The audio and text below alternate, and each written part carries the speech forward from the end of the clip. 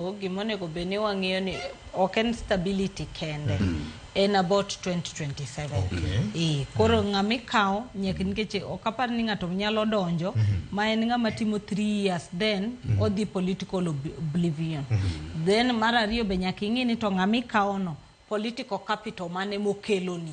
Nikech okinya to kaka ng'ata ni tek ni wacho ni kata en gender kata ni feel regional balance kata ni koro wa replace kama ng'ami kelo no apart from political stability to en be ng'ama nyaka be mi jatelo comfort nikech winjo kasa ni wacho ni Rigathi Gachagua ne undermine William Ruto. Koro nyako bed ng'ama nyalo yie tiyo e bwo jatelo kendo miye support no mondo mi with the 3 years modongi tungni mang'eny mosebedo kik bede mondo mi oyuda a safe ride monyalo kendo win godo confidence mar jo Kenya mondo sik gori election 2027.